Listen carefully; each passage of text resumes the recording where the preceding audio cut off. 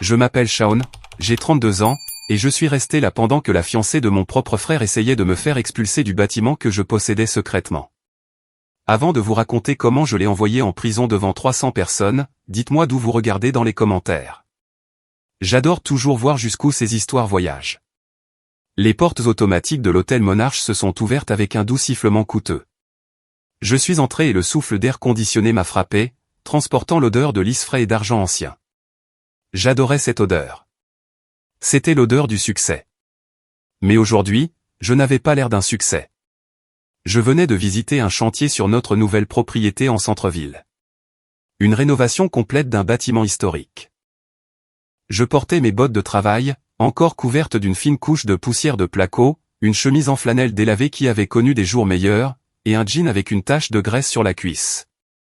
J'ai conduit ma vieille camionnette Ford pour venir ici, la garant à l'arrière près du quai de chargement par habitude.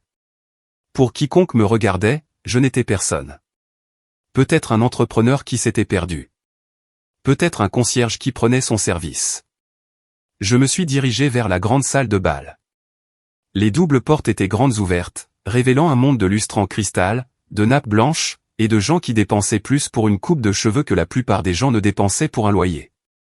C'était la fête de fiançailles de mon frère Garrett. J'ai fait une pause sur le seuil, époussetant une particule de plâtre de ma manche. J'ai pris une profonde inspiration. Je n'étais pas là pour faire une scène. Je voulais juste voir Garrett heureux. Malgré tout, malgré les années de silence et le fossé grandissant entre nos vies, il était toujours mon grand frère. Excusez-moi. La voix était stridente, coupant le faible bourdonnement de la musique jazz comme un couteau dentelé. Je n'ai pas eu besoin de me retourner pour savoir de qui il s'agissait. Sloan Whitmore, la future mariée. Je me suis retourné lentement.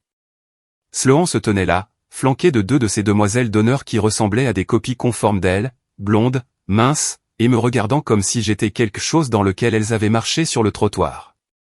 Sloan portait une robe de cocktail blanche qui coûtait probablement $5000, ses yeux lourdement maquillés, plissés alors qu'elle me toisait de haut en bas. « Qu'est-ce que tu crois faire ?» a-t-elle claqué, entrant dans mon espace personnel. Elle a agité une main manucurée devant son nez. « Hug. Tu sens le travail, le chien mouillé et la sueur. »« Bonjour, Sloan, ai-je dit, gardant ma voix égale. »« Félicitations pour les fiançailles. » Elle a ri, un son rauque et aboyant qui n'a pas atteint ses yeux. Elle s'est tournée vers ses amis. « Vous y croyez ?» J'ai dit à Garrett de ne pas l'inviter. J'ai explicitement dit pas de cas sociaux aux événements du mariage. Mais le voilà, l'air de sortir d'un égout. Je viens directement du travail, ai-je dit, essayant de garder mon calme. Je voulais juste vous souhaiter le meilleur. Le travail, a ricané Sloan. Tu appelles ça du travail de nettoyer les toilettes? Ou tu répares des tuyaux qui fuient aujourd'hui? Regarde-toi. Tu salis le tapis juste en restant là. Les gens commençaient à regarder. J'ai vu des têtes se tourner près du buffet. Des hommes en costumes italiens et des femmes dégoulinant de diamants chuchotaient derrière leur flûte de champagne. J'en ai reconnu quelques-uns. Il y avait Monsieur Henderson, un magnate de l'immobilier local que je savais être actuellement poursuivi pour rupture de contrat. Il y avait la femme du maire. Et il y avait beaucoup de gens que je ne connaissais pas, les amis de la famille de Sloan de la Côte, supposément de vieux aristocrates. « S'il te plaît, Sloan, ai-je dit doucement. Ne faisons pas ça ici. »« Oh, nous allons le faire ici, » a-t-elle sifflé en se rapprochant. « Parce que je dois clarifier une chose. Shaun, tu es une honte. Ma famille vient d'une lignée de diplomates et de banquiers.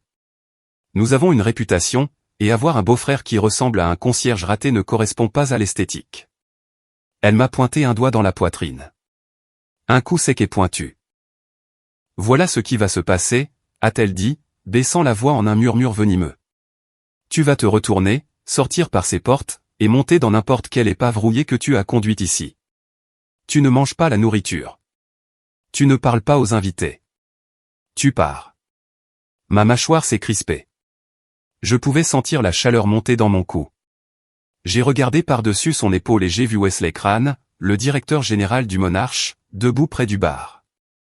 Wesley était un homme bon. Il était avec moi depuis que j'avais acheté cet endroit il y a 4 ans. Il m'a vu là, a vu Sloan me piquer, et ses yeux se sont écarquillés. Il a commencé à se diriger vers nous, le visage pâle. Il savait exactement qui j'étais. Il savait que je signais ses chèques de paie, que j'approuvais les budgets et que je possédais chaque ampoule de cet immense hôtel. J'ai croisé le regard de Wesley et j'ai fait un signe de tête presque imperceptible. Reste en arrière. Wesley s'est figé. Il avait l'air déchiré, mais il a légèrement hoché la tête et est resté sur place, bien qu'il nous ait observés comme un faucon. Je devais voir comment ça allait se terminer. Je devais savoir exactement avec qui mon frère se mariait. Y a-t-il un problème ici? La voix de Garrett. Mon frère s'est approché, tenant un verre de scotch. Il avait l'air bien dans son smoking. Je devais lui accorder ça. Il avait les mêmes cheveux noirs que notre père, le même charme qui avait toujours fait de lui le favori. Mais ses yeux étaient nerveux. Il a regardé de Sloan à moi et j'ai vu la honte envahir son visage. Pas la honte de la façon dont Sloan me traitait. La honte que je sois là tout court. Garrett, ai-je dit, content de te voir. Shaun, a dit Garrett, sa voix tendue. Il n'a pas tendu la main. Il n'a pas souri. Il a regardé mes vêtements. Bon sang, Shaun, tu n'aurais pas pu mettre un costume? C'est un événement en cravate noire. Je n'ai pas eu le temps de rentrer chez moi pour me changer, ai-je menti? J'avais plein de costumes dans mon bureau au dernier étage. De magnifiques costumes sur mesure, mais je voulais les voir comme ça. Je voulais voir la vérité. Je pensais que la famille était plus importante que le code vestimentaire. Ne me sors pas ce genre de bêtises sentimentales, a interrompu Sloan, attrapant le bras de Garrett. Garrett, dis-lui. Dis-lui qu'il gâche l'ambiance. Mon père est sur le point de faire un discours. Nous avons des investisseurs ici, Garrett. De vraies personnes. On ne peut pas le laisser traîner en ayant l'air d'un mendiant. J'ai regardé mon frère. Nous étions proches quand nous étions enfants, jouant dans le jardin à Millbrook. J'ai attendu qu'il me défende. J'ai attendu qu'il dise, c'est mon frère. Sloan, arrête. Garrett a pris une gorgée de son scotch et a détourné le regard. Shaun, peut-être qu'il vaut mieux que tu partes. Tu détonnes, mec. Peut-être que tu pourras venir à la réception le mois prochain si tu peux te permettre de louer un smoking. Mais ce soir n'est pas une bonne soirée. Les mots m'ont frappé plus fort que les insultes de Sloan. Mon propre frère me mettait dehors. Tu me mets dehors? Ai-je demandé, en gardant la voix basse. Je te demande d'être prévenant, a dit Garrett, rencontrant enfin mes yeux. C'est important pour moi, Shaun. La famille de Sloan. Ils sont différents. Ils ont des standards. Je suis enfin en train de gravir les échelons. Je vais devenir quelqu'un. Ne me tire pas vers le bas juste parce que tu es coincé dans la boue. Coincé dans la boue. C'est ce qu'il pensait. Très bien, ai-je dit. Je ne dérangerai pas. J'irai au bar à l'arrière. Mais je ne pars pas avant d'avoir dit bonjour à maman. Sloan a roulé des yeux. Très bien. Va trouver Patricia. Elle est près de la fontaine de chocolat, probablement en train de fourrer des serviettes dans son sac à main. Reste juste hors de vue. Elle m'a tourné le dos, me congédiant comme si j'étais un serviteur qui avait reçu un ordre. Garrett m'a jeté un dernier regard d'excuse mais ferme, puis a suivi sa fiancée dans la foule de riches étrangérieurs. Je suis resté là un moment, laissant la colère s'installer dans mes tripes. C'était un poids froid et dur. Il n'avait aucune idée qu'il buvait mon champagne, mangeait de la nourriture préparée par mes chefs, se tenait sur des sols en marbre que j'avais moi-même choisis. Je me suis dirigé vers le fond de la pièce. En gardant la tête baissée. Je pouvais sentir des yeux sur moi. J'ai entendu quelques ricanements. C'est le personnel? A chuchoté quelqu'un. Non, je crois que c'est le frère. La déception. J'ai serré les poings dans les poches de mon jean poussiéreux. Dans ma poche, mes doigts ont effleuré une épaisse enveloppe. À l'intérieur se trouvaient les documents qui transféreraient l'acte de propriété d'une maison de 4 chambres en banlieue à Garrett et Sloan. Mon cadeau de mariage. Une maison que j'avais achetée en espèces. J'avais prévu de la leur donner ce soir. Maintenant je pensais à y mettre le feu, mais d'abord, je devais voir ma mère. Et plus important encore, j'avais un étrange pressentiment à propos de Sloan Whitmore. Il y avait quelque chose chez elle. Le désespoir dans ses yeux, la façon dont elle vérifiait constamment la pièce, l'agressivité qui semblait masquer la peur. J'ai fait signe à Wesley d'un léger signe de tête vers le couloir de service. Il a compris immédiatement. J'avais besoin de vérification d'antécédents et je les voulais maintenant. Mais avant de pouvoir m'éclipser pour donner l'ordre, je l'ai vue. Ma mère, Patricia Burns. Elle était assise à une petite table près du bord de la pièce. L'air mal à l'aise dans une robe un peu trop serrée et un peu trop brillante. Elle avait l'air plus âgée que dans mes souvenirs. Je me suis approché. « Salut, maman. » Elle a levé les yeux, son visage s'illuminant une fraction de seconde avant de voir mes vêtements. Puis la déception familière s'est installée. « Shaun » a-t-elle soupiré. « Oh, chérie, regarde-toi. Tout le monde est en smoking. Et toi, on dirait que tu sors d'un chantier. » « C'est le cas, maman. Le travail est prenant. »« Toujours à travailler, pour n'arriver nulle part » a-t-elle marmonné en secouant la tête. « Garrett vient d'avoir une promotion. Tu sais, il va être vice-président de son entreprise. Et regarde cette fête. La famille de Sloan a tout payé. N'est-ce pas magnifique ?» J'ai regardé la pièce. « Ouais, maman. C'est quelque chose, c'est sûr. » Je n'ai pas eu le cœur de lui dire que la famille de Sloan n'avait pas encore payé un centime. La facture de cet événement était actuellement dans mon service comptable. Impayée, marquée comme en attente de validation du propriétaire. « Maman » ai-je dit en tirant une chaise. « Es-tu heureuse? Aimes-tu Sloan ?» Maman a hésité. Elle a tripoté la lanière de son sac à main. Elle est forte. Elle vient d'une bonne famille. Les Whitmore sont des gens très puissants. Garrett a besoin de ça. Il a besoin d'une femme qui peut le pousser. Contrairement à toi, Shaun. Tu as toujours été content de si peu. Ça m'a blessé. Content de si peu. Je travaillais 18 heures par jour. J'ai bâti un empire à partir de rien. Mais elle ne l'a jamais vu. Elle ne voyait que les bottes sales. Je veux juste que Garrett soit en sécurité, ai-je dit. J'ai un mauvais pressentiment à propos de ces gens. Arrête ça, a claqué maman, sa voix sèche. N'ose pas gâcher ça avec ta jalousie. Ce n'est pas parce que Garrett réussit et épouse une belle femme riche et que toi, eh bien, tu es toi, que tu as le droit de critiquer. Sois heureux pour ton frère pour une fois. Je me suis reculé, le souffle coupé. La jalousie, c'est tout ce qu'il voyait. À ce moment, la musique a enflé. Un homme a tapé sur un microphone sur la scène. C'était Franklin Whitmore, le père de Sloan. C'était un homme grand, distingué, avec des cheveux argentés et un smoking qui lui allait parfaitement.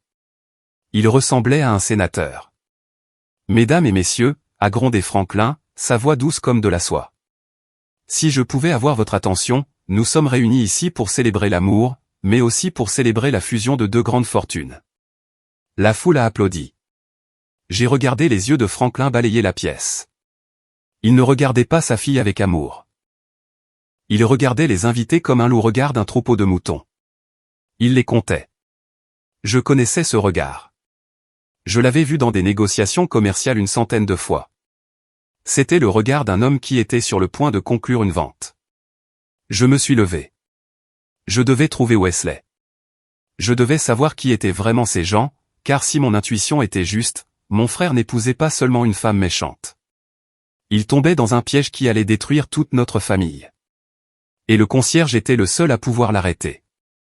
Je me suis éclipsé de la table de ma mère, le son des applaudissements pour Franklin Whitmore s'estompant alors que je poussais les lourdes portes de service dans le couloir de la cuisine. Le bruit de la fête a été instantanément remplacé par le cliquetis des casseroles, les cris des chefs et le sifflement de la vapeur. C'était mon monde.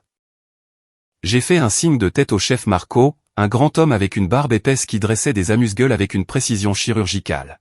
« Patron » a grogné Marco, sans perdre le rythme. « Tu veux une assiette ? On dirait que tu n'as pas mangé depuis le petit déjeuner. »« Pas maintenant, Marco. Continuez le bon travail. Les pétoncles ont l'air parfaits. Les meilleurs de la ville, Shaun. Les meilleurs de la ville. » J'ai continué à marcher, trouvant un coin tranquille près du quai de chargement où j'étais garé. Je me suis appuyé contre le mur de béton froid et j'ai fermé les yeux. Revenir dans les coulisses déclenchait toujours des souvenirs. L'odeur de nettoyant industriel et de graisse m'a ramené directement à Millbrook, en Pennsylvanie, là où tout a commencé. Il y a 12 ans, nos vies se sont effondrées. Mon père était un homme bon, un contremaître d'usine qui travaillait dur et aimait sa famille. Mais il est mort d'une crise cardiaque soudaine quand j'avais 20 ans et Garrett 22. Le deuil était terrible, mais les conséquences financières étaient pires. Papa n'avait pas grand-chose, mais il avait une assurance vie. C'était 50 000 $. Pas une fortune, mais assez pour tenir les loups à distance. Ou du moins, c'est ce que je pensais. 2 semaines après les funérailles, je suis rentré de mon service au garage local pour trouver maman et Garrett assis à la table de la cuisine. Ils avaient l'air coupables. Où est le chèque de la compagnie d'assurance, avais-je demandé en regardant l'enveloppe vide sur le comptoir. Maman ne me regardait pas. Elle se tordait les mains, fixant une tache sur la nappe. Shaun, nous devons parler. Garrett a été accepté au programme de MBA de Villanova, a dit maman, sa voix tremblant légèrement. C'est un programme prestigieux. C'est son billet pour sortir de cette ville. C'est super, ai-je dit, confus. Mais qu'en est-il de l'hypothèque? Et les factures? Nous avons utilisé l'argent de l'assurance pour ses frais de scolarité, a chuchoté maman. J'ai eu l'impression d'avoir reçu un coup de poing dans le ventre. Tout? Maman, cet argent était censé garder la maison. Il était censé nous aider. Garrett est celui qui a du potentiel, Shaun, a-t-elle claqué, sur la défensive maintenant. Il a les notes. Il a le charme. Toi, tu es doué de tes mains. Tu peux travailler. Tu peux survivre n'importe où. Garrett a besoin de cette chance. C'est notre enfant prodige. Quand il réussira, il prendra soin de nous. Il prendra soin de toi. J'ai regardé Garrett. Il souriait juste un peu. Il n'a pas proposé de partager l'argent. Il n'a pas proposé de différer d'1 an. Il a juste pris. Il a pris l'héritage de notre père et l'a mis dans sa poche. Alors, je suis censé juste travailler, ai-je demandé, ma voix se brisant. Tu es fort, Shaun, a dit Garrett en me tapant sur l'épaule. Tu t'en sortiras. Et, quand je serai PDG, je t'achèterai une nouvelle camionnette. Cette nuit-là, j'ai fait un sac. J'avais 200 $ dans mon portefeuille. Mes économies en réparant des voitures. J'ai laissé un mot sur le frigo.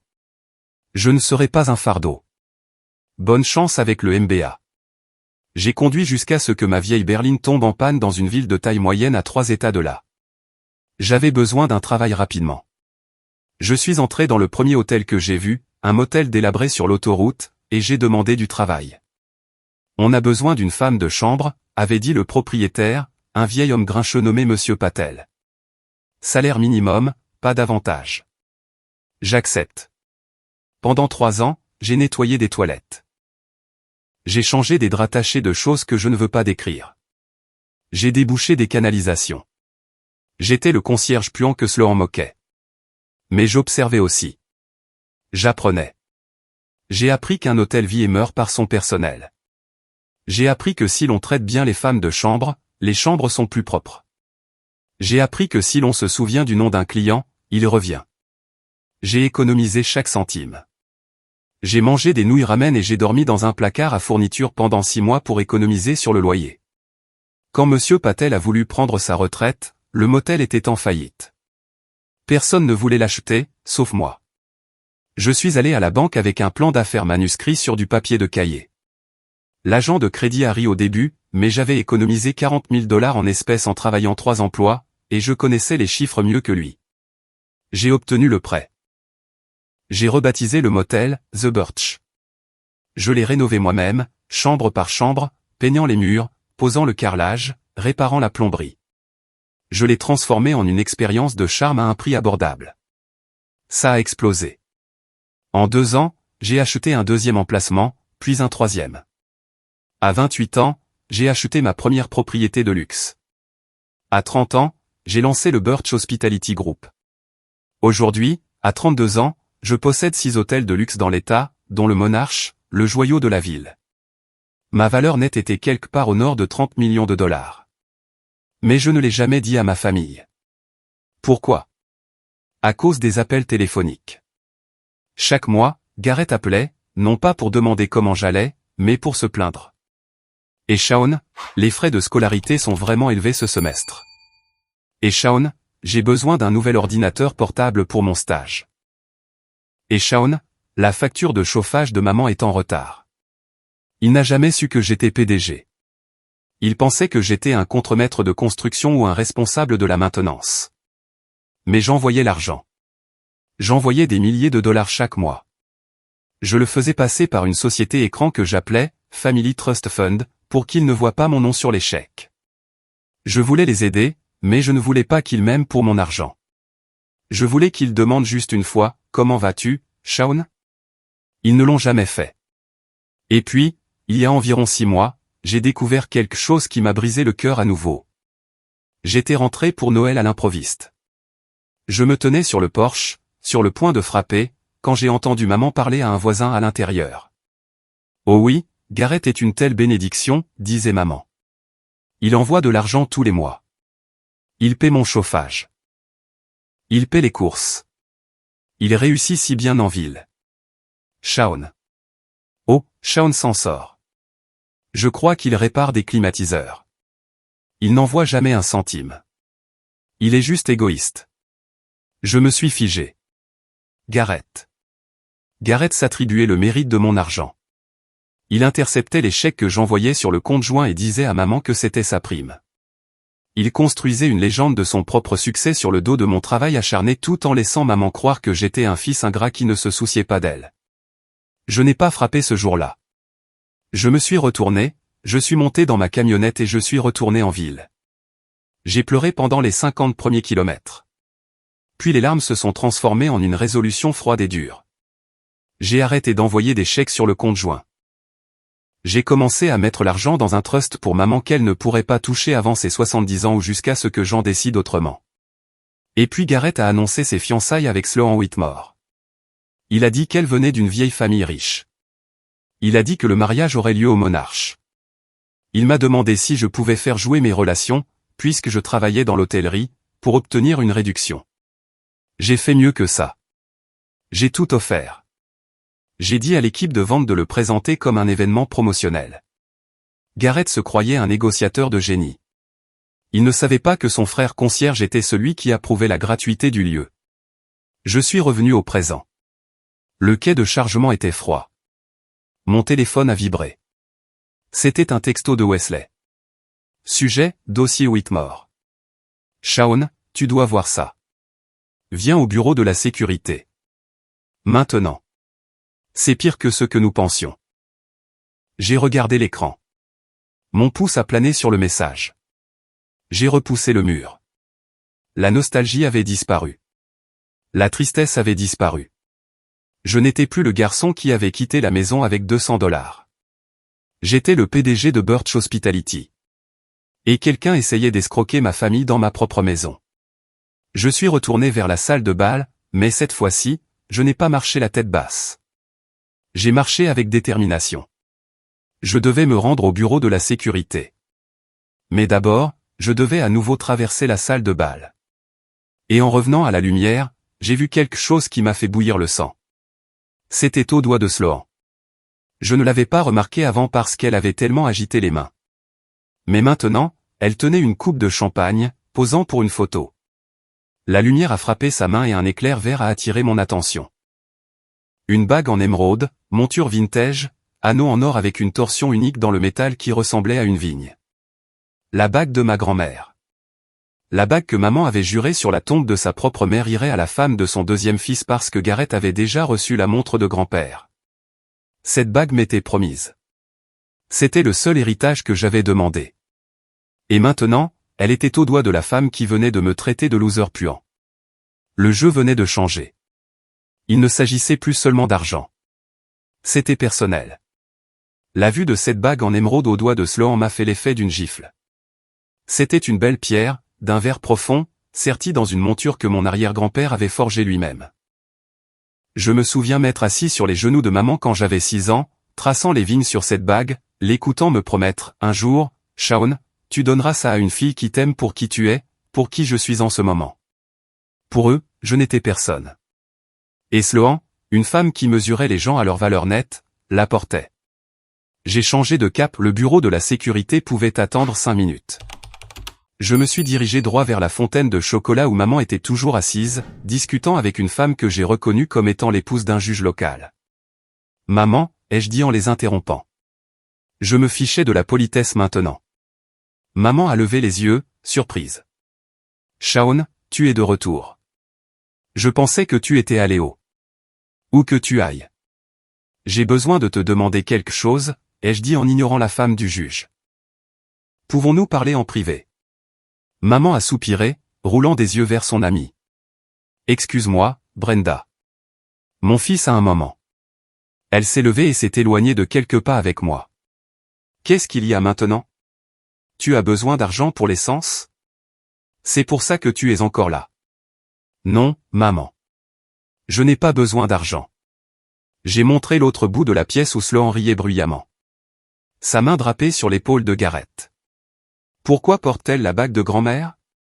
Maman est devenue pâle. Elle a serré plus fort son sac à main. Oh, tu as remarqué. Bien sûr que j'ai remarqué. Tu m'as promis cette bague. Tu m'as dit que puisque Gareth avait la montre et l'argent de la voiture, la bague était à moi. C'est la seule chose qui reste de grand-mère. Maman a pris un air défensif, le menton levé. Eh bien, Shaun, soyons réalistes. Gareth se marie avec une Whitmore. Il avait besoin d'une bague à la hauteur de ses attentes. Il ne pouvait pas se permettre un diamant de 10 carats en ce moment parce qu'il investit tout son argent dans son avenir. Il m'a demandé s'il pouvait utiliser l'héritage et tu le lui as donné. Il en avait besoin, a-t-elle sifflé. Et honnêtement, Shaun, quand auras-tu besoin d'une bague de fiançailles? Regarde-toi. Tu as 32 ans. Tu es célibataire. Tu conduis une camionnette. Qui vas-tu épouser? Une serveuse dans un dîner? Une serveuse n'apprécierait pas une bague comme ça. Sloan comprend sa valeur. Elle appartient à la main de quelqu'un de classe. J'ai eu froid partout.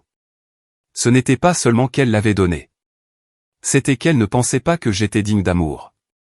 Elle ne pensait pas que je méritais un héritage. Tu n'avais pas le droit, ai-je dit, ma voix tremblante. C'était du vol, maman.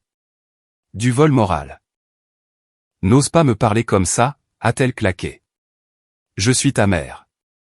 J'ai fait ce qui était le mieux pour l'image de la famille. Maintenant, arrête de faire une scène et va-t'en. Elle m'a tourné le dos et est retournée vers Brenda. Affichant instantanément un faux sourire. Je suis resté là, me sentant sans attache. Le dernier fil qui me reliait à cette famille venait de se rompre. Je devais me vider la tête avant de faire quelque chose que je regretterais. Je me suis dirigé vers les toilettes près du salon VIP. J'ai poussé dans une cabine et j'ai verrouillé la porte, appuyant mon front contre le métal froid. J'ai pris de profondes inspirations. Concentre-toi, Shaun. Concentre-toi sur la mission. Obtiens les informations. J'étais sur le point de partir quand la porte des toilettes s'est ouverte. 2 hommes sont entrés. Je te le dis, Frank, c'est risqué, a dit une voix. Je me suis figé. C'était Franklin Whitmore. Ce n'est pas risqué si on agit vite, a répondu Franklin. Le bruit d'un robinet qui coule a couvert une partie du bruit, mais je pouvais les entendre clairement. Le garçon, Gareth, c'est un idiot. Un idiot utile. Il a signé le contrat de mariage sans même lire les petits caractères. Une fois le mariage officiel, nous avons accès aux biens communs. Mais a-t-il des biens, a demandé l'autre voix. On aurait dit l'oncle que l'on m'avait présenté plus tôt. Je pensais que tu avais dit que c'était le frère qui avait de l'argent. Mon cœur s'est arrêté. Non, non, Harry Franklin. Le frère est un clochard, un concierge ou quelque chose comme ça. Je l'ai vu plus tôt. On dirait qu'il dort dans sa voiture. C'est Gareth. Il nous montre des relevés bancaires depuis des mois. Des milliers qui rentrent chaque mois. Il dit que c'est sa structure de bonus. On traite Gareth à sec. On utilise son crédit pour contracter des prêts pour la fusion. Et puis on disparaît avant que le premier paiement ne soit dû, comme à Miami. Et la fille, Sloan, elle l'a enroulé autour de son doigt, a dit Franklin. Elle se plaint de devoir coucher avec lui. Dit qu'il est nécessiteux, mais elle tiendra le coup jusqu'à ce que l'encre soit sèche. On a besoin de ces passeports prêts pour vendredi, Jerry. Dès que le virement des cadeaux de mariage et des prêts arrive, on prend un avion pour. Et la bague, a demandé Jerry. L'émeraude. Belle pièce, a grogné Franklin. On la mettra en gage à Anvers. On devrait en tirer rapidement 20 000 pour la pierre seule. Ils ont fermé le robinet. La porte s'est ouverte et fermée. Je suis resté dans la cabine, les mains tremblantes. Pas de peur, de rage. Une rage pure et blanche. Ce n'étaient pas seulement des escrocs. C'étaient des professionnels. Ils avaient déjà fait ça, comme à Miami. Et ils prévoyaient de mettre en gage la bague de ma grand-mère. Mais le plus tordu, c'est qu'ils ciblaient Garrett parce qu'ils pensaient qu'il était le riche. Ils le ciblaient à cause de l'argent que je lui avais envoyé. L'argent sur lequel il avait menti. L'ironie était écœurante. Le mensonge de Garrett était sur le point de le détruire. J'ai attendu 2 minutes, puis je suis sorti des toilettes.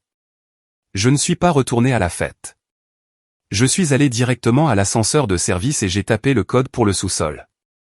J'ai descendu le long couloir en béton jusqu'au centre des opérations de sécurité. J'ai passé ma carte clé, la clé maîtresse qui ouvrait toutes les portes de la ville. Wesley m'attendait.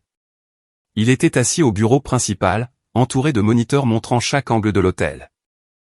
À côté de lui, en appel vidéo sécurisé sur le grand écran, se trouvaient Rebecca Thornton, mon avocate d'entreprise, et Naomi Delaney, ma comptable judiciaire. Monsieur Burns, a dit Rebecca depuis l'écran. Elle avait l'air sérieuse. Nous avons un problème. Je sais, ai-je dit en me jetant sur une chaise. Je viens d'entendre Franklin Whitmore avouer un plan pour liquider les actifs de Garrett et fuir le pays. Ils ont fait ça à Miami. Miami, Austin et San Diego, a ajouté Naomi, affichant un dossier sur l'écran. Voici la famille Whitmore. Vrai nom Franklin et Delilah Jones, et leur fille, Sandra Jones, alias Sloan Whitmore. Sur l'écran, des photos d'identité judiciaire sont apparues. Ils avaient l'air plus jeunes, moins soignés, mais c'était bien eux. Ils dirigent une escroquerie sentimentale spécialisée, a expliqué Naomi. Ils ciblent les familles qui semblent être en pleine ascension sociale. Ils créent un faux passé d'aristocratie fortunée pour éblouir les victimes. Ils insistent sur un mariage rapide. Ils font signer à la victime une procuration ou ouvrir des lignes de crédit conjointes pour des investissements commerciaux. Puis ils maximisent tout et disparaissent. Et voici le clou, a dit Wesley en faisant glisser un dossier sur le bureau.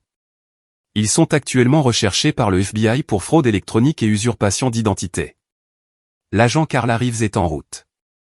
Elle sera là dans environ 10 minutes. J'ai ouvert le dossier. Il était épais. Fausse licence commerciale. Sociétés écran. Déclaration de victime précédente. Une victime au Texas avait perdu sa ferme familiale.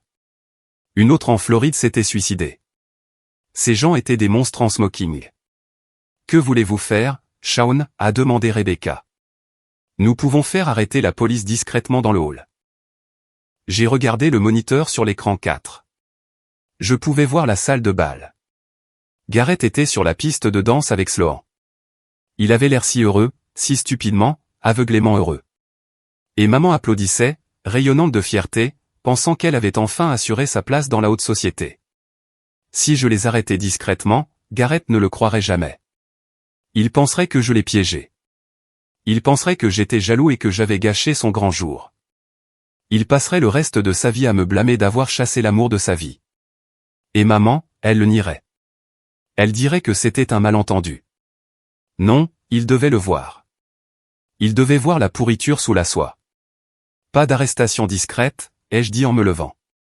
Wesley, installe le projecteur principal dans la salle de bal. Relie-le à cet ordinateur. Vous allez le faire en direct, a demandé Wesley, un petit sourire se dessinant sur ses lèvres. Il voulait un spectacle, ai-je dit en boutonnant ma chemise en flanelle jusqu'en haut. Il voulait humilier le concierge. Alors, le concierge va sortir les poubelles. L'agent Reeves sera là dans 10 minutes, a noté Wesley. Parfait, ai-je dit. Ça me laisse juste le temps de porter un toast. Je me suis retourné pour partir mais je me suis arrêté. Wesley, avons-nous encore ce canon à confetti de la fête du Nouvel An? Oui, monsieur. Chargez-le, ai-je dit. Mais remplissez-le avec les photocopies de leur mandat d'arrêt. Wesley a souri. Avec plaisir, patron. Je suis sorti du bureau de la sécurité. Il était temps de retourner à l'étage. Mais en arrivant à l'ascenseur, les portes se sont ouvertes et je me suis retrouvé face à face avec le diable en personne, Sloan. Elle se tenait là, tenant une cigarette, cherchant un endroit pour se cacher. Elle m'a vu et a sursauté. « Toi » a-t-elle grondé. « Je croyais t'avoir dit de partir. »« Je me suis perdu » ai-je dit calmement. « Grand hôtel. » Elle s'est avancée, me soufflant de la fumée au visage. « Écoute-moi, petit verre. Je sais que tu prépares quelque chose. Je t'ai vu parler à ta mère. Si tu essaies de demander de l'argent à Garrett, je te ferai la peau. Garrett est à moi. Son argent est à moi et une fois que nous serons mariés, tu n'auras même pas le droit de venir pour Noël. » Elle m'a de nouveau piqué la poitrine. « Tu es mort. »« Attends, Shaun. »« Mort. »« Attends. Maintenant, sors de ma vue avant que j'appelle la sécurité et que je te fasse traîner dehors par les cheveux. » J'ai baissé les yeux sur son doigt, sur la bague de ma grand-mère. « Tu sais, Sloan, » ai-je dit, ma voix baissant d'une octave. « Tu devrais vraiment faire attention à qui tu appelles la sécurité. »« Pourquoi » a-t-elle ri. « Tu vas les combattre avec ta serpillière ?»« Non » ai-je dit en entrant dans l'ascenseur et en appuyant sur le bouton pour l'étage de la salle de bal. Alors que les portes se fermaient entre nous, je les regardais droit dans les yeux. « Je vais les virer s'ils ne t'arrêtent pas », les portes se sont refermées sur son visage confus. Le trajet en ascenseur jusqu'à la salle de bal ressemblait à la séquence de lancement d'une fusée. Mon cœur battait la chamade, non pas de nervosité, mais d'adrénaline. J'avais le dossier de la damnation entre les mains, numériquement parlant, et le FBI en composition rapide. Quand je suis retourné dans la salle de bal, l'atmosphère avait changé. Le service du dîner se terminait et les discours allaient commencer. Les lumières étaient tamisées, projetant une lueur dorée et chaude sur les tables. Ça avait l'air romantique. Ça avait l'air cher. Ça avait l'air d'un mensonge. Je me suis déplacé vers le périmètre de la pièce, me tenant dans l'ombre près de la cabine audiovisuelle. Le technicien, un gamin nommé Dave, a levé les yeux et m'a vu. Il a commencé à faire un signe de la main. Et, Monsieur Burns. Mais j'ai mis un doigt sur mes lèvres et je me suis glissé dans la cabine à côté de lui. Dave, ai-je chuchoté. Annule l'entrée de l'écran principal. Passe à la source B, la source B ? C'est le flux du bureau de la sécurité, monsieur, a dit Dave, confus. Monsieur Whitmore m'a donné une clé USB avec un diaporama de leur été dans les hantons. Oublie les hantons, ai-je dit. On va regarder un documentaire sur un vrai crime ce soir. Laisse-le en noir jusqu'à ce que je donne le signal. Dave a hoché la tête, ses doigts volant sur la table de mixage. Compris, patron. J'ai regardé la scène. Franklin Whitmore était de retour au microphone. Il a levé un verre de champagne.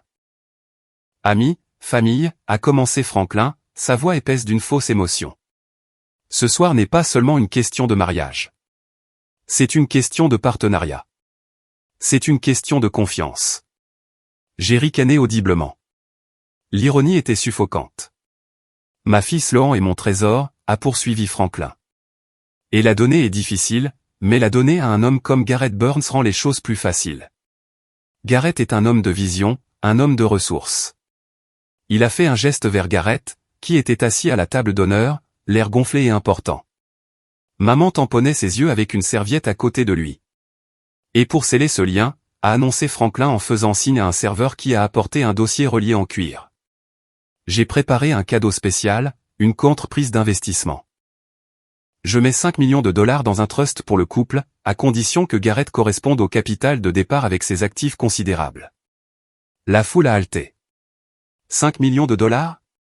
C'était un mensonge stupéfiant. Garrett, a dit Franklin en ouvrant le dossier et en produisant un stylo en or. Viens ici, mon fils. Sinon ça et écrivons l'histoire. C'était ça. Le piège. Il le faisait signer une procuration ou une garantie de prêt juste là sur scène, masquée en investissement. Si Garrett signait ça, il serait responsable de millions de dettes que Franklin accumulerait dans les 24 heures suivantes. Garrett s'est levé, boutonnant sa veste. Il avait l'air d'avoir gagné à la loterie. Il s'est dirigé vers la scène, rayonnant. Je ne pouvais plus attendre. Je suis sorti de la cabine audiovisuelle et j'ai descendu l'allée centrale. Ne signe pas, Gareth. Ma voix a retenti dans la pièce silencieuse. Je n'avais pas besoin de microphone. J'avais les poumons d'un homme qui avait l'habitude de crier des ordres sur les chantiers de construction. La pièce est devenue silencieuse. 300 têtes se sont tournées. Gareth s'est figé dans les escaliers de la scène. Franklin a levé les yeux. Agacé. Sloan, qui venait de rentrer dans la pièce, a crié. Que quelqu'un le sorte d'ici, a crié Sloan. Il est ivre. Il gâche tout. Gareth m'a regardé, son visage devenant rouge. Shaun, qu'est-ce que tu fous? Assieds-toi, ai-je dit. Ne signe pas, ai-je répété en marchant d'un pas assuré vers la scène. Il n'y a pas de 5 millions de dollars, Gareth. Il n'y a pas d'investissement et il n'y a pas de famille Whitmore. Sécurité, a crié Franklin, abandonnant son attitude calme. Expulsez ce vagabond immédiatement. 2 grands gardes de sécurité, des entrepreneurs que je ne reconnaissais pas, probablement engagés par Franklin pour le spectacle, ont commencé à se diriger vers moi. Restez en arrière, les ai-je prévenus. Attrapez-le, a crié Sloan en courant vers la scène. Jetez-le dans la benne à ordures. Les gardes m'ont attrapé les bras. Lâchez-le, a commandé une voix du fond de la pièce. C'était Wesley. Il descendait l'allée, flanqué de 6 membres de mon équipe de sécurité interne, des grands gaillards, d'anciens militaires qui travaillaient réellement pour le monarche. Excusez-moi, a ricané Franklin à Wesley. C'est moi qui paie pour cet événement. J'ai dit, expulsez-le. Wesley a ignoré Franklin. Il s'est approché de moi. Les 2 gardes engagés ont regardé l'équipe de Wesley, puis l'un l'autre, et ont lentement lâché mes bras. Ils savaient qui était le vrai pouvoir dans ce bâtiment. Wesley s'est arrêté devant moi. La pièce retenait son souffle. Le directeur allait-il me mettre dehors? Wesley a redressé sa cravate, m'a regardé dans les yeux et a incliné la tête respectueusement. Bonsoir, Monsieur Burns, a dit Wesley, sa voix se projetant clairement. Le système est prêt pour votre présentation et les invités spéciaux sont arrivés à l'entrée nord. Une vague de confusion a traversé la foule. Monsieur Burns? Ils ont regardé Gareth, mais Wesley me regardait. Merci, Wesley, ai-je dit en ajustant mes poignets en flanelle. Qu'est-ce qui se passe, a balbutié Gareth. Wesley, pourquoi parles-tu à mon frère? C'est un concierge. Je suis monté sur scène. J'ai pris le microphone de la main de Franklin. Il a essayé de résister, mais je l'ai juste regardé fixement jusqu'à ce qu'il lâche prise. Il avait l'air nerveux maintenant. Il sentait le danger. Je ne suis pas un concierge, Gareth, ai-je dit. Ma voix amplifiée par le système de sonorisation massif. Je ne l'ai jamais été. Enfin, je l'ai été, mais c'était il y a longtemps. Je me suis tourné vers le public. Mon nom est Shaun Burns. Je suis le fondateur et PDG de Birch Hospitality Group. J'ai fait un large geste avec mes bras. Et je suis le propriétaire de cet hôtel. Je possède le bâtiment, le terrain, l'argenterie avec laquelle vous mangez, et le champagne que vous buvez. Silence. Un silence absolu et stupéfait. On aurait pu entendre une mouche voler. Maman a laissé tomber sa fourchette. Elle a cliqueté bruyamment sur son assiette. C'est un mensonge, a crié Sloan depuis le sol. Il est fou. C'est un menteur. Gareth, frappe-le. Je ne mens pas, Sloan, ai-je dit calmement. Mais toi, si. Où devrais-je t'appeler Sandra? J'ai fait signe à la cabine audiovisuelle. Dave, lance-le. L'écran massif derrière moi, qui affichait une photo de 2 cœurs entrelacés, est devenu noir, puis il a clignoté en rouge. Bureau des prisons, recherché. Une photo d'identité judiciaire massive de Franklin est apparue. En dessous, Franklin Jones, recherché pour fraude électronique, vol qualifié, opération de type Ponzi. La foule a halté. Oh mon Dieu, collectif a balayé la pièce. Franklin s'est jeté sur moi. Éteins ça. C'est un deepfake. Je l'ai esquivé facilement. Diapositive suivante. Delilah Whitmore. Delilah Jones. Complice. Diapositive suivante. Sloan. Sandra Jones. Alias Sloan Whitmore. Recherché pour usurpation d'identité et escroquerie sentimentale. La photo à l'écran était celle de Sloan, plus jeune, tenant un panneau avec un numéro de prisonnier. Non, a crié Sloan. Elle a regardé autour d'elle sauvagement. Ne regardez pas ça.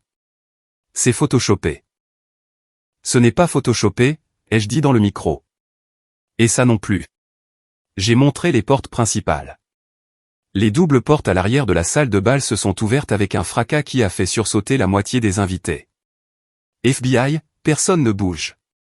L'agent Carla Reeves est entrée en trombe, portant une veste avec des lettres jaunes vives, son arme sortie, mais pointée bas. Derrière elle, une douzaine d'officiers tactiques ont inondé la pièce, se déplaçant avec une précision exercée. Ils se sont déployés, sécurisant les sorties.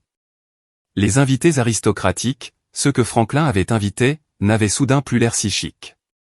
Plusieurs d'entre eux ont essayé de s'enfuir vers la cuisine, mais mon équipe de sécurité a bloqué leur chemin. Franklin Jones, Delilah Jones, Sandra Jones, a crié l'agent Reeves en descendant l'allée centrale. Vous êtes en état d'arrestation pour complot en vue de commettre une fraude électronique, blanchiment d'argent et usurpation d'identité à travers les frontières des États. Sur scène, Franklin ressemblait à un rat piégé. Il a regardé la sortie, puis moi, son visage tordu en un rictus. Sale petit paysan, m'a-t-il craché au visage. Tu n'as aucune idée de qui tu t'attaques. Je crois que si, ai-je dit en parlant dans le micro pour que tout le monde entende l'arrestation. Tu es un escroc qui a essayé de voler ma famille dans mon hôtel. Mauvaise stratégie commerciale, Frank. Franklin a essayé de courir. Il a vraiment essayé de sauter de l'avant de la scène, mais il avait 60 ans et portait des chaussures de ville. Il a trébuché et 2 agents l'ont maîtrisé instantanément. Clic, clic. Le son des menottes se refermant a résonné dans la pièce. Lâchez-moi. Savez-vous qui je suis, a beuglé Franklin alors qu'il le relevait. Ouais, a dit un agent. Détenu numéro 45920. J'ai baissé les yeux sur le sol. Sloan reculait, secouant la tête. Elle a regardé Garrett. Garrett, chérie, dis-leur, a-t-elle plaidé, des larmes coulant sur son visage. De fausses larmes, j'en étais sûr. Dis-leur que c'est une erreur. Ton frère a tout manigancé. Il est jaloux de notre amour. Garrett se tenait là, figé. Il a regardé de la photo d'identité judiciaire sur l'écran géant à la femme qu'il était sur le point d'épouser. La couleur avait quitté son visage. Il avait l'air sur le point de vomir. Garrett. Sloan a tendu la main vers lui. Garrett a reculé comme si elle était en feu. Sandra, c'est ton nom? Sandra, ça n'a pas d'importance, a-t-elle crié. Je t'aime. On peut arranger ça. Juste. Signe les papiers. On peut payer la caution et on peut aller en Europe. Il n'y a pas d'Europe, Sloan, ai-je dit depuis la scène. Et il n'y a pas d'argent. Dis-lui la vérité. Tu pensais qu'il était le riche. Sloan a tourné la tête pour me foudroyer du regard. Le masque est finalement tombé complètement. Son visage s'est déformé en une purée laidène. La ferme, m'a-t-elle crié. Tu as tout gâché.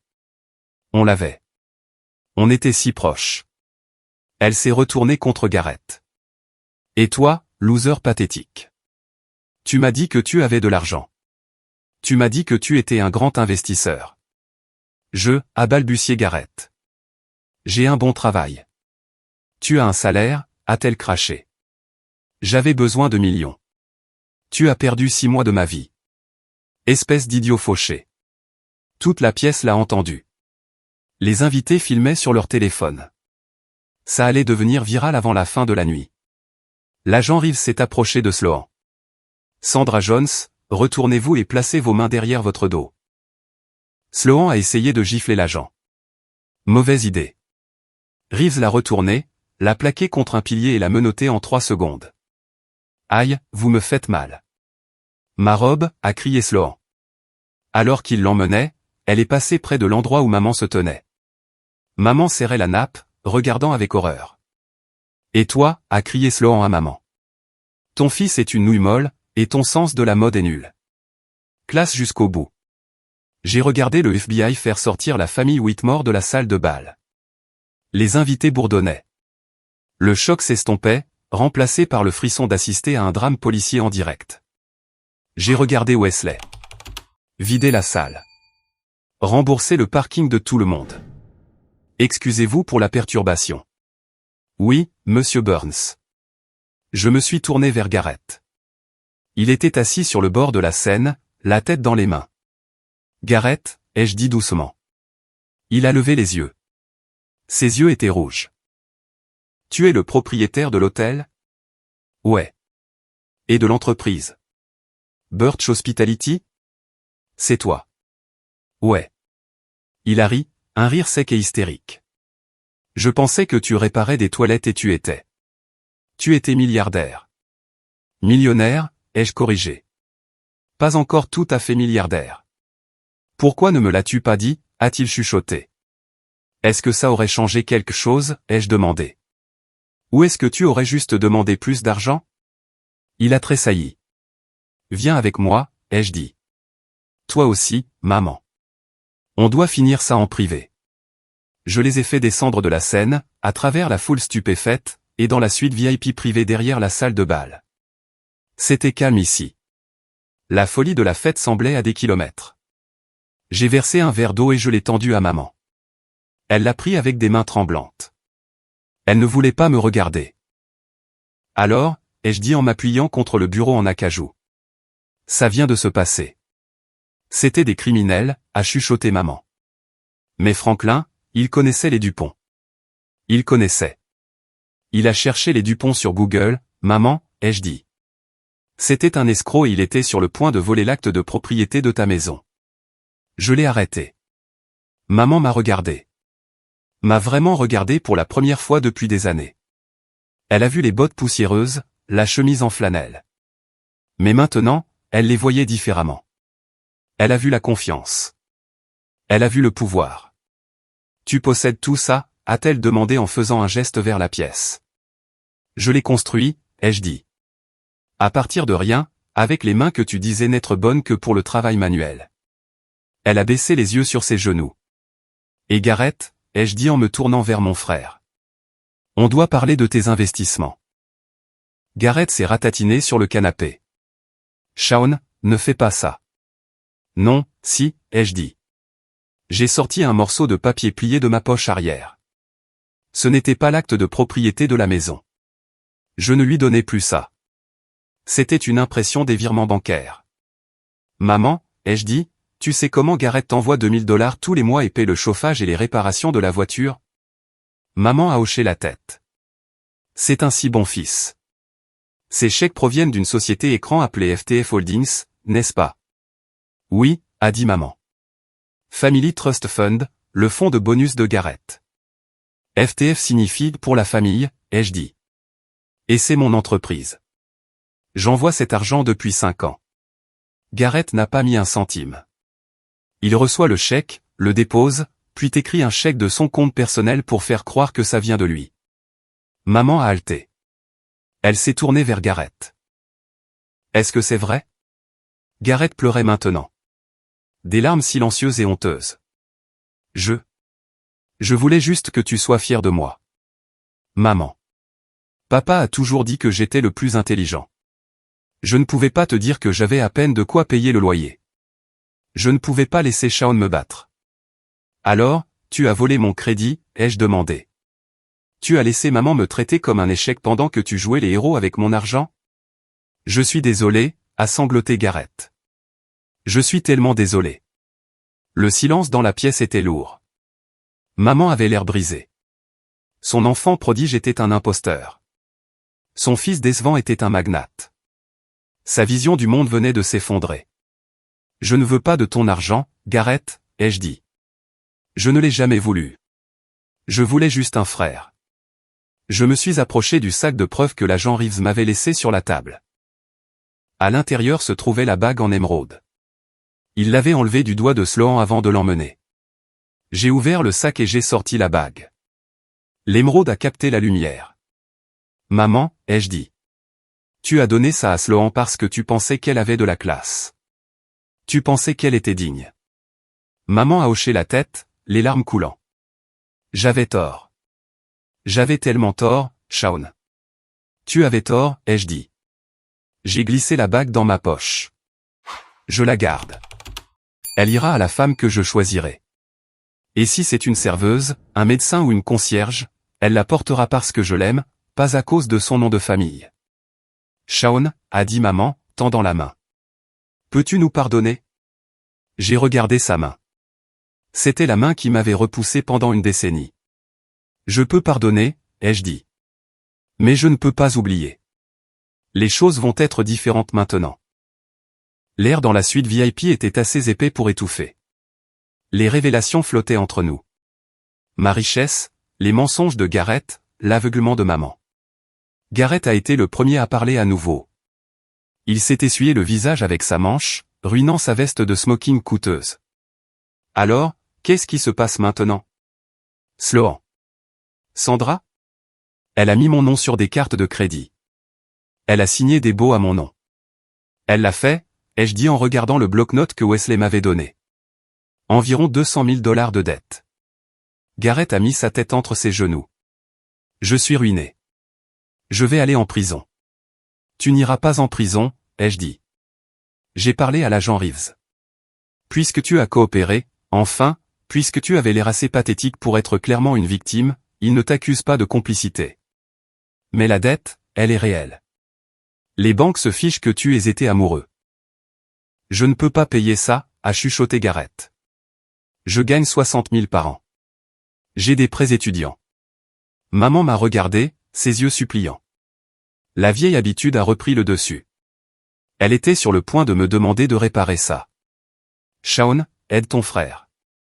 Tu as des millions. Je l'ai vu venir et j'ai levé la main. Ne fais pas ça, maman. Elle s'est figée. C'est ton frère, Shaun. Je sais, ai-je dit. Et c'est pourquoi je ne vais pas écrire un chèque pour effacer sa dette. Gareth a levé les yeux, la panique dans les siens. Shaun, s'il te plaît. Tu possèdes 6 hôtels. 200 000, ce n'est rien pour toi. Ce n'est pas une question de montant, ai-je dit, ma voix se durcissant. C'est une question de leçon. Si je paie, tu n'apprends rien. Tu trouveras juste une autre Sloan. Tu continueras à prétendre être quelque chose que tu n'es pas. Je me suis approché de la fenêtre, regardant les lumières de la ville. Je possédais une bonne partie de ce panorama. Voici l'accord, ai-je dit en me retournant vers eux. Gareth, tu vas déclarer faillite. Ça va ruiner ton crédit pendant 7 ans. Ce sera humiliant. Tu perdras ton appartement chic et ta BMW en leasing. Gareth a tressailli à chaque phrase. Et, ai-je continué, tu as besoin d'un travail. Un vrai travail. Pas de paperasse à un bureau. J'ai un travail, a protesté faiblement Gareth. Plus maintenant, ai-je dit. J'ai vérifié. Tu es en probation depuis 3 mois pour de mauvaises performances. Et après que ton visage soit placardé dans les journaux en lien avec une chaîne de Ponzi, ils te vireront demain matin. Gareth s'est affaissé.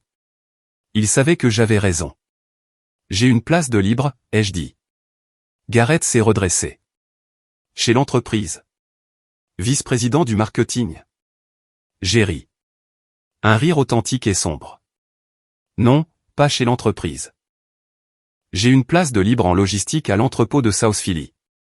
Chargement de camions. Gestion des stocks. Ça commence à 6 heures du matin. Payer 20 $ de l'heure. Casque de sécurité obligatoire. Tu veux que je sois un travailleur manuel? A demandé Gareth, horrifié. Je veux que tu apprennes ce qu'est le travail, ai-je dit. Je veux que tu apprennes ce que ça fait de rentrer à la maison avec de la poussière sur tes bottes. Si tu t'y tiens pendant un an, sans te plaindre, sans demander d'argent à maman, alors on pourra parler d'un programme de formation en gestion. Mais tu commences en bas, comme moi. Gareth a regardé maman. Il voulait qu'elle intervienne, qu'elle dise « Non, mon enfant prodige est trop bien pour ça ». Maman m'a regardé. Elle a vu la détermination de ma mâchoire. Elle a regardé Gareth, voyant vraiment sa faiblesse pour la première fois. Prends le travail, Gareth, a-t-elle chuchoté. Les épaules de Gareth sont tombées. D'accord. D'accord, Shaun, je le prends. Bien, ai-je dit. Présente-toi au quai de chargement lundi. Demande Mike. Ne lui dis pas que tu es mon frère. Dis-lui que tu es le nouveau. Je me suis tourné vers maman. Et maman, ai-je dit, les paiements du trust familial s'arrêtent aujourd'hui. Maman a hoché la tête, les larmes coulant sur son visage. Je comprends. Je le mérite. Cependant, ai-je dit, m'adoucissant juste une fraction. Je ne vais pas te laisser mourir de faim. Je paierai l'hypothèque de ta maison directement à la banque. Tu auras un toit au-dessus de ta tête, mais l'allocation pour les dîners chics, les nouveaux vêtements, les frais du country club, c'est terminé. Tu vis de ta pension. Merci, Shaun, a-t-elle dit, sa voix tremblante. C'est plus que ce que je mérite. C'est vrai, ai-je convenu. Mais tu es toujours ma mère. Je me suis dirigé vers la porte. J'étais épuisé. L'adrénaline s'estompait, me laissant avec une profonde lassitude. Shaun a appelé Gareth. J'ai fait une pause, la main sur la poignée de la porte. Merci, a-t-il dit, de m'avoir sauvé d'eux. De l'épouser et de ne pas m'avoir laissé aller en prison. Je l'ai regardé. Il avait l'air plus petit, plus jeune, mais pour la première fois de sa vie, il avait l'air réel. Sois juste là lundi, Gareth, ai-je dit. Ne sois pas en retard. Je suis sorti de la suite et j'ai descendu le couloir. Wesley m'attendait près des ascenseurs. Tout est réglé, monsieur, a demandé Wesley. Réglé, ai-je dit. Les invités ont dû partir. La presse est dehors, cependant. Ils veulent une déclaration. Dites-leur pas de commentaires, ai-je dit. Dites-leur que le monarque est sous une nouvelle direction. La réalité. Wesley a souri. Je vais faire amener la voiture. Non, ai-je dit en sortant les clés de ma camionnette de ma poche. Je crois que je vais conduire la camionnette ce soir. J'ai du travail demain matin. Je suis sorti par la sortie arrière dans l'air frais de la nuit. Je suis monté dans ma Ford, le siège grinçant familièrement. J'ai jeté la bague en émeraude dans le porte-gobelet. Elle a cliqueté contre une poignée de pièces de monnaie. J'ai démarré le moteur. Il a rugi. Un son rauque et non raffiné que j'aimais. En sortant du parking, j'ai vu une voiture de police s'éloigner avec Sloan à l'arrière. Je ne me sentais pas heureux. Je ne me sentais pas triste. Je me sentais juste propre. La poussière sur mes bottes ne me dérangeait plus. C'était de la saleté honnête. Et pour la première fois depuis longtemps, je rentrais chez moi dans une vie qui était entièrement, à 100%, la mienne. Cela fait 8 mois depuis la nuit où le FBI a fait irruption à la fête de fiançailles de mon frère. 8 mois depuis que je me suis tenu sur cette scène et que j'ai regardé les illusions de ma famille se briser sous le poids de la vérité. Beaucoup de choses peuvent se passer en 8 mois. Des empires peuvent être bâtis et ils peuvent s'effondrer. J'ai passé les premières semaines après l'arrestation en mode gestion de crise. Les médias se sont régalés. Le concierge milliardaire était le titre du journal local. Je détestais ça. Je ne voulais pas de la célébrité. Je voulais construire des hôtels, pas être un mème. Mais la publicité a eu un effet secondaire étrange. Les réservations au Monarch ont explosé. Les gens voulaient voir l'endroit où l'arnaque du mariage avait eu lieu. Mais je me fichais des réservations. Je me souciais de ce qui se passait dans un entrepôt poussiéreux de South Philadelphia. Je n'avais pas parlé à Gareth depuis cette nuit dans la suite VIP. Je recevais des rapports de Mike, le contremaître de l'entrepôt, mais je suis resté à l'écart. Je devais savoir si Gareth faisait ça pour de vrai, ou s'il attendait juste que je m'adoucisse. Un mardi pluvieux de novembre, j'ai décidé qu'il était temps de regarder. J'ai garé ma camionnette de l'autre côté de la rue, face au quai de chargement de Birch Logistique. Il était 6 heures du matin. Le vent était glacial, le genre de froid humide qui pénètre jusqu'aux os. J'ai regardé l'équipe arriver. Des hommes en épaisse veste Carhartt, soufflant dans leurs mains, portant des thermos de café fort. Et là, marchant à l'arrière du groupe, se trouvait Gareth. Il avait l'air différent. Il avait perdu du poids.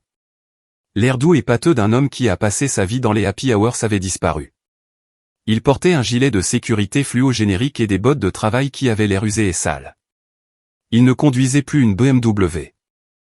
Il est arrivé dans une Honda Civic de 10 ans que je savais qu'il avait acheté avec ses dernières économies après que le tribunal des faillites ait saisi ses biens. J'ai baissé ma vitre d'1 pouce pour entendre. Et, Burns, a crié Mike, le contremaître. Un camion arrive au quai 4. Chargement lourd, des carreaux dessus, Mike, a répondu Garrett. Il n'y avait aucune hésitation. Pas de roulement des yeux. Pas de, ce n'est pas dans ma description de poste.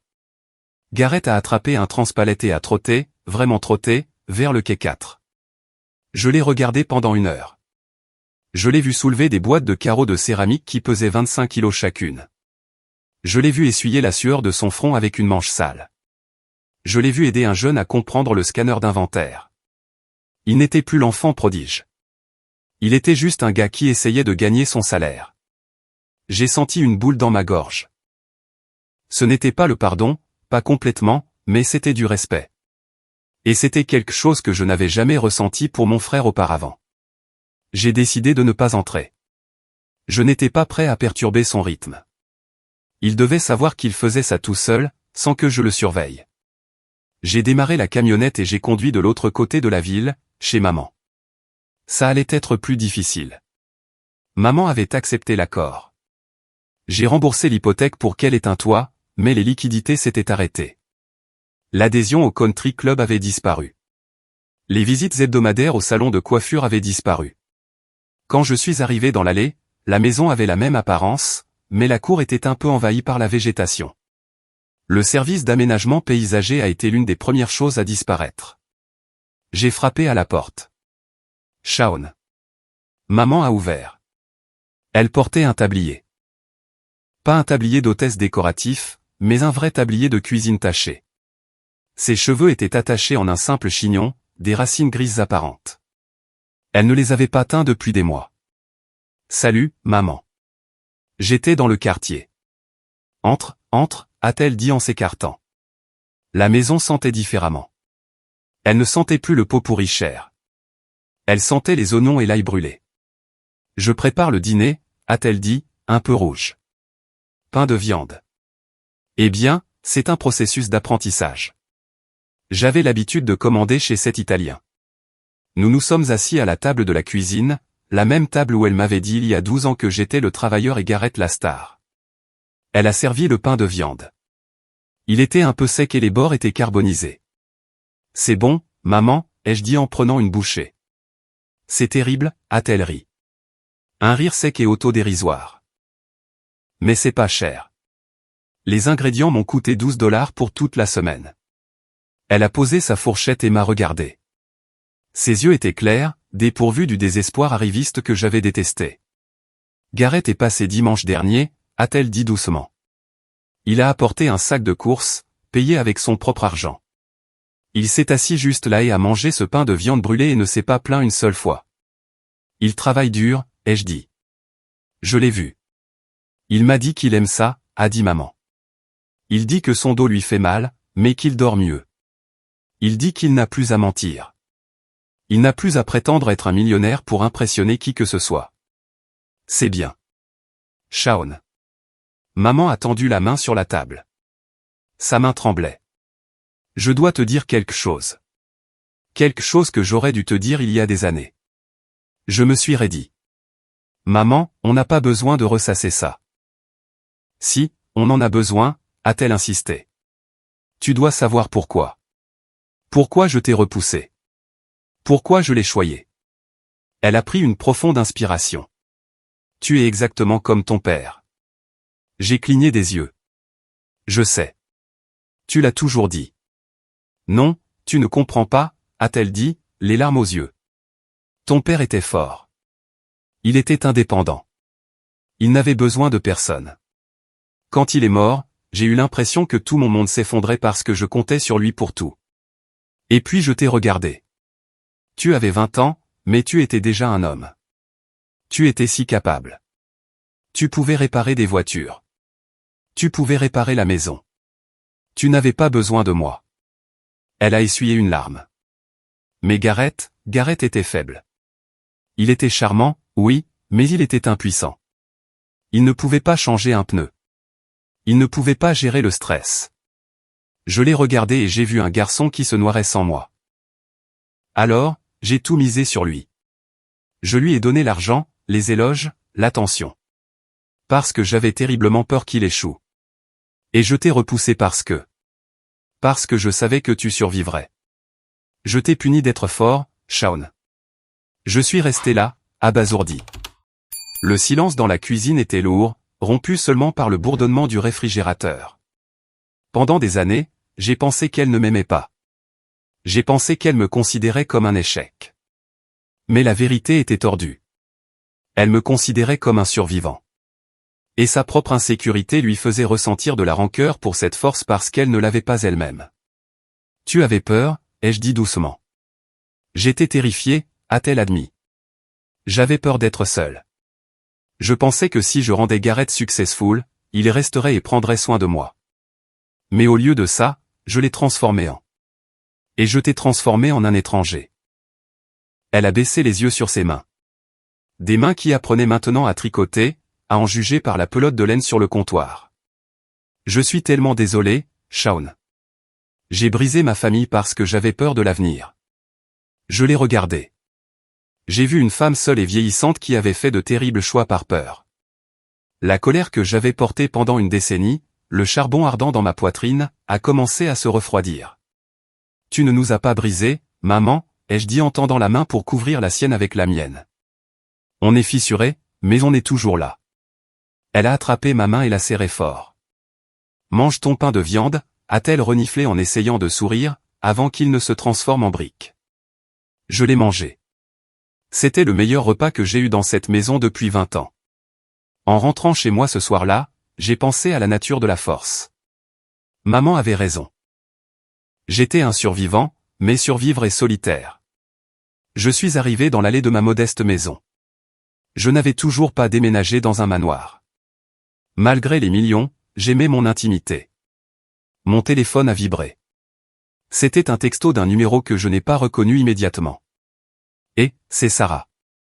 Du café. Tu as laissé ton livre ici ce matin. Je l'ai derrière le comptoir. Sarah, l'institutrice que j'avais rencontrée il y a 3 jours. Elle m'avait vu lire un livre sur l'architecture et nous avions parlé pendant 20 minutes. Elle ne savait pas qui j'étais. Elle pensait que je travaillais dans la gestion de la construction. J'ai souri. J'ai regardé le siège passager. La bague en émeraude n'y était plus. Elle était dans un coffre-fort à la banque. Ce n'était pas encore le moment pour la bague, mais peut-être était-ce le moment pour un café. J'ai répondu par texto, merci. Je passerai demain matin. Attention, je pourrais être couvert de poussière de placo. Elle a répondu instantanément. Tant que tu achètes un muffin, je me fiche de la poussière. J'ai éclaté de rire dans la camionnette vide. La tempête était terminée. Les débris étaient en train d'être nettoyés. Et pour la première fois, je ne construisais pas seulement des hôtels pour que d'autres personnes y dorment. Je construisais une vie pour moi-même. Le palais de justice était stérile et gris. J'étais assis au dernier rang, en costume cette fois.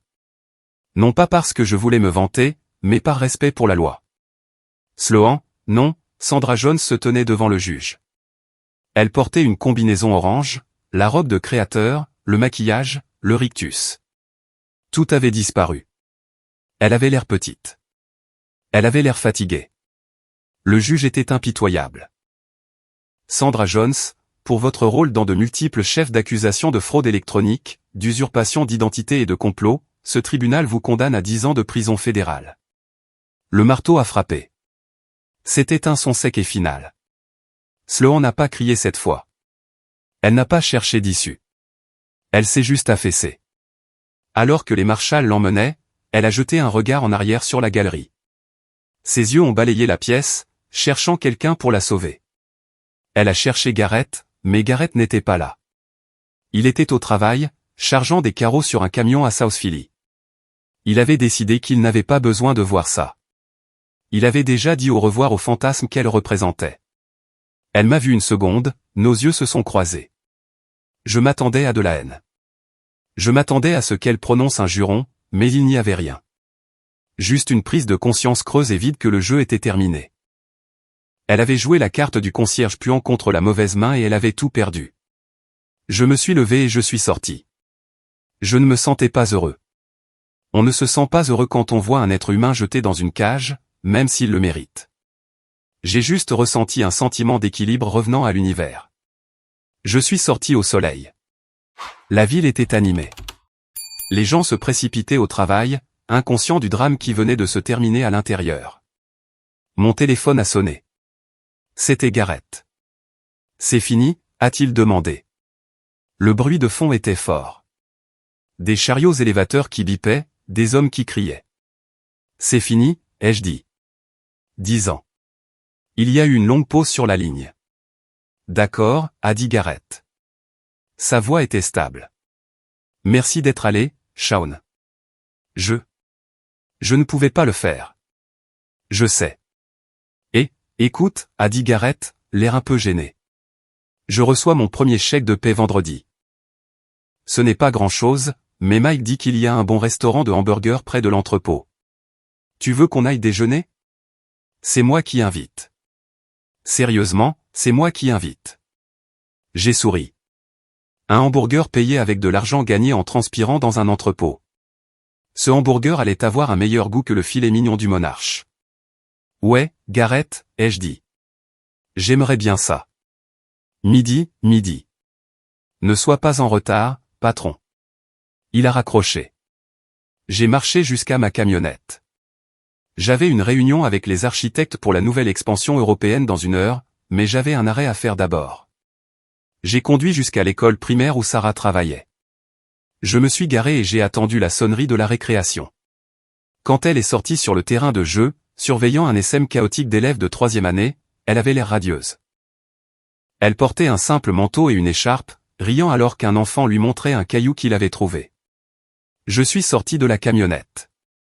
Je ne portais pas mes bottes de travail aujourd'hui. J'étais en costume. Elle m'a vu et s'est approchée de la clôture, surprise.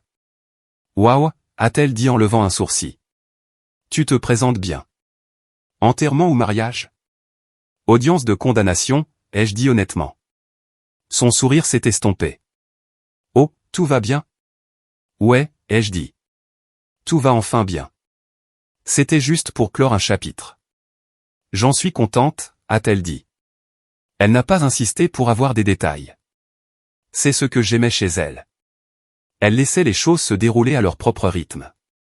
Je me demandais, ai-je dit en m'appuyant contre la clôture. Si tu es libre ce week-end, j'aimerais t'emmener dîner. Un vrai dîner, pas seulement un café. J'adorerais ça, a-t-elle souri. Mais j'ai une règle. Tu dois me dire ce que tu fais vraiment. La gestion de la construction, c'est vague, Shaun. Tu as des mains de travailleur, mais tu portes des costumes de PDG. Tu es un mystère. Je l'ai regardé. J'ai regardé l'école, la simplicité de sa vie. J'ai pensé aux mensonges que j'avais vécus avec ma famille et aux mensonges que Sloan avait vécus avec la sienne. Plus de mystère, ai-je dit. Je te dirai tout, mais allons dans un endroit où je ne peux pas nous obtenir de réduction. Je veux être juste un client. Elle a ri. Marché conclu. En partant, j'ai pensé à la bague en émeraude dans le coffre-fort. Elle y resterait un moment, peut-être longtemps. Je n'allais rien précipiter. Je n'allais pas essayer d'acheter l'amour ou de prouver ma valeur avec une pierre précieuse. Quand je donnerais finalement cette bague à quelqu'un, peut-être Sarah, peut-être quelqu'un d'autre, ce ne serait pas parce qu'elle avait besoin d'un trophée. Ce serait parce que nous avions construit quelque chose de réel. Je suis passé devant l'hôtel Monarch en allant au bureau. Il brillait sous le soleil de l'après-midi. Le voiturier garait une Ferrari. Une noce prenait des photos sur les marches. J'ai ralenti. Je me suis souvenu m'être tenu là il y a 8 mois, me sentant comme un paria dans mon propre royaume. Je me suis souvenu de l'odeur du nettoyant pour sol que j'utilisais quand je frottais des carreaux pour le salaire minimum. J'ai réalisé alors que Sloan avait tort sur une chose. Elle m'a traité de concierge comme si c'était une insulte. Mais le concierge est la personne la plus importante du bâtiment. Le concierge nettoie le désordre. Le concierge entretient les fondations. Sans le concierge, toute la façade glamour s'effondre dans la saleté. J'étais le concierge. J'ai nettoyé le désordre de ma famille. J'ai effacé les mensonges. Et maintenant, les fondations étaient propres. J'ai tapoté le volant de ma vieille camionnette Ford. Pas mal pour un loser puant, me suis-je chuchoté. J'ai rejoint l'autoroute, me dirigeant vers l'avenir, laissant le rétroviseur derrière moi. C'est la fin de mon histoire. Mais le véritable enseignement ne concerne pas les millions de dollars ou l'arrestation spectaculaire. C'est quelque chose de beaucoup plus profond que je veux que vous emportiez avec vous. Premièrement, ne laissez jamais la perception de quelqu'un d'autre définir votre réalité. Sloan et ma famille ont vu un concierge et ont supposé un échec. Ils ont jugé le livre à sa couverture poussiéreuse. Mais votre valeur n'est pas déterminée par les vêtements que vous portez, la voiture que vous conduisez ou le titre de votre poste. Elle est déterminée par votre caractère, votre éthique de travail et la façon dont vous traitez les gens quand vous pensez que personne ne regarde. Deuxièmement, il y a une ligne dangereuse entre aider sa famille et les rendre dépendants. Ma mère pensait qu'elle protégeait Garrett en le protégeant des difficultés, mais elle le handicapait en réalité. Le véritable amour signifie parfois laisser les gens porter leur propre fardeau, tout comme j'ai dû laisser Garrett travailler dans cet entrepôt. La lutte renforce les muscles, physiques et émotionnels. Si vous résolvez tous les problèmes pour quelqu'un, vous lui volez sa capacité à résoudre les choses par lui-même. Et enfin, l'honnêteté est la seule fondation qui tienne. Mon frère a construit une vie sur un mensonge pour obtenir l'approbation, et elle s'est effondrée. J'ai caché mon succès pour éviter d'être utilisé, et cela a créé de la distance. Le moment où nous avons dépouillé les faux semblants, le moment où nous nous sommes assis autour d'un pain de viande brûlée et avons dit la laide vérité, a été le moment où nous avons réellement commencé à devenir une famille. Je veux vous entendre. Avez-vous déjà été sous-estimé à cause de votre apparence? Ou avez-vous dû faire un choix difficile pour cesser de rendre un membre de votre famille dépendant? Racontez-moi votre histoire dans les commentaires ci-dessous. Et si vous avez aimé voir la justice rendue et le concierge gagner à la fin, tapez le mot « bien » dans les commentaires.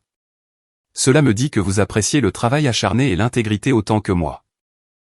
Merci d'avoir écouté et rappelez-vous, les mains les plus propres sont souvent celles qui n'ont pas peur de se salir un peu.